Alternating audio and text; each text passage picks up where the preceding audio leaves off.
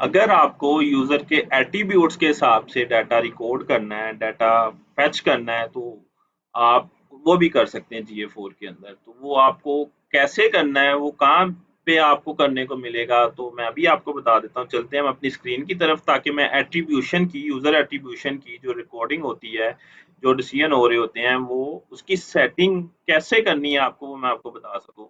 तो उसके लिए आपको आना पड़ेगा एडमिन के अंदर।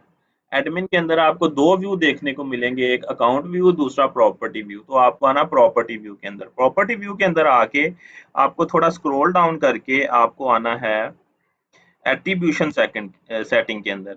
जब आप एट्रीब्यूशन सेटिंग के अंदर आएंगे, तो आपको मल्टीपल एट्रीब्यूशन मॉडल मिलेंगे, जो कि आपके पास कौन कौन से हैं। आपके पास सबसे पहले डाटा ड्रिवन है। इसमें क्या होता है, इस एट्रीब्यूशन मॉडल में क्या होता है कि आपका जो भी डाटा रिकॉर्ड हो रहा होता है, आपका किसकी बेस पे हो रहा होता है, आपका वो डाटा ड्रिवन बेस पे रिकॉर्ड हो रहा होता है, कि आपके पास जो पिछला डाटा है उसकी बेस पे नेक्स्ट डाटा रिकॉर्ड हो रहा होता है, डिसीजन उसकी बेस पे लिए जा रहे होते हैं, आपकी कन्वर्जन उस हिसाब से ऑप्टिमाइज की जा रही होती है। तो गूगल भी यही रिकमेंड करता है कि जो मार्केटिंग है वो ऑल अबाउट डाटा ड्रिवन, कि आप पिछले डाटा को यूज करके नेक्स्ट जो अपने डिसीजन है वो ले सकते हैं। तो ये रिकमेंडेड है। उसके बाद अगर हम लास्ट क्लिक को सिलेक्ट करते हैं, तो जो यूजर ने लास्ट क्लिक किया होगा उसकी बेस पे उसकी ट्रैकिंग हो रही होगी।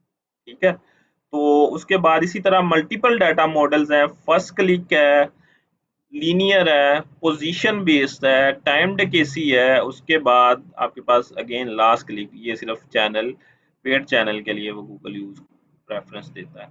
तो अगर आपको ओवरऑल अगर चैनल्स के लिए डाटा का मॉड्यूल, एट्रीब्यूशन मॉड्यूल आपको सिलेक्ट करना है, तो उसके लिए आपको क्या करना पड़ेगा, आपको डाटा ड्रिवन को सिलेक्ट करना पड़ेगा, जो गूगल भी रिकमेंड करता है और जो ज़्यादा ऑथेंटिक भी डाटा में दे रहा होता है on the basis of AI, क्योंकि इसमें एआई इन्वॉल्व होती है। जब डाटा इन्वॉल्व होता है, डाटा सेट्स बनते हैं, डाटा सेट्स के बाद जब आपके पास लार्ज डाटा सेट होता है, तो एआई स्ट्रॉन्ग होती जाती है। जितना बड़ा लार्ज डाटा सेट होगा, उतनी एआई स्ट्रॉन्ग होती जाएगी। तो ये जो डाटा ड्रिवन है, ये आपका आपके डाटा की बेस पे डिसीजन ले रहा होता है। उसके बाद आपको क्या देखने को मिलता है, channel that can receive credit. ठीक है।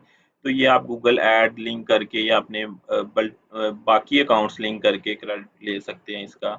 उसके बाद कन्वर्जन विंडो, मल्टीपल जो लोग हैं उनको इस चीज़ का आइडिया नहीं होगा कि मैक्सिमम लोगों को, कि जो गूगल में कन्वर्जन विंडो बाय डिफ़ॉल्ट होती है वो 30 डेज़ की होती है।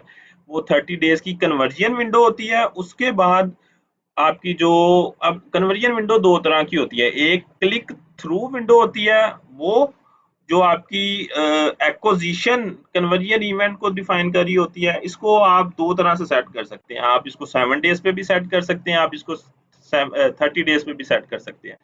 गूगल जो रिकमेंड करता है, जो रिकमेंडेड बाय गूगल है, वो 30 डेज है। कि सपोज एक यूजर ने आज आपके ऐड पे क्लिक किया, ऐड पे क्लिक करने के बाद वो 29th डे के बाद आके वो आपकी वेबसाइट पे ऑर्गेनिक कुछ टाइप करके वो परचेज कर लेता है, कोई और कोई प्रोडक्ट बाय कर लेता है। तो उस केस में क्या होगा, आपकी वो जो उसने प्रोडक्ट बाय की, वो भी गूगल एड्स या इस मॉडल के थ्रू, क्लिक थ्रू कन्वर्जन के थ्रू, वो जो कन्वर्जन है वो गूगल ऐड के अंदर काउंट होगी, क्योंकि इसमें कन्वर्जन जो विंडो है वो आपकी 30 डे की है। यूजर ने पहले दिन ऐड देखा और 29वें दिन जाके वो प्रोडक्ट बाय की, तो वो गूगल ऐड काउंट करेगा उसको। ठीक है। तो इस तरह आप इसको चेंज भी कर सकते हैं, क्योंकि रिकमेंडेड जो है वो 30 डेज है।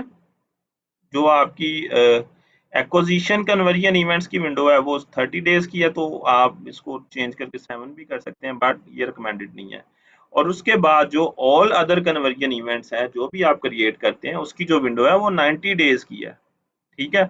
जो भी कन्वर्जन आपके इवेंट्स है इसके अलावा, तो ये 30 और 60 डेज पे भी आप इसको सिलेक्ट कर सकते हैं, बट अगेन ये रिकमेंडेड नहीं है। अगर आपको गूगल के हिसाब से चलना है, तो आपको रिकमेंडेड चीज़ें अप्लाई करनी पड़ेगी। तो ये था थोड़ा ओवरव्यू एट्रीब्यूशन सेटिंग का, कि आप यूजर की एट्रीब्यूशन को किस तरह कंट्रोल कर सकते हैं, उसके जो मॉडल होते हैं एट्रीब्यूशन के, किस तरह जो रिपोर्टिंग मॉडल होते हैं उसको किस तरह आप खुद कंट्रोल कर सकते हैं, किस तरह सेट कर सकते हैं। आप डाटा ड्रिवन सेट कर सकते हैं, लीनियर, टाइम डेकेसी, आप मल्टीपल सेट करके, first click last click select करके तो आप अपने हिसाब से चीज़ें कर रहे होते हैं। तो आई होप आपको मेरी आज की वीडियो काफ़ी इन्फॉर्मेटिव लगी होगी। मेरी वीडियो को लाइक, मेरे चैनल को शेयर और सब्सक्राइब करते जाएँ, ताकि आने वाली वीडियोज़ में काफ़ी इन्फॉर्मेटिव कंटेंट आपके लिए लेके आऊँ। ओके जी, अल्लाह हाफ़िज़।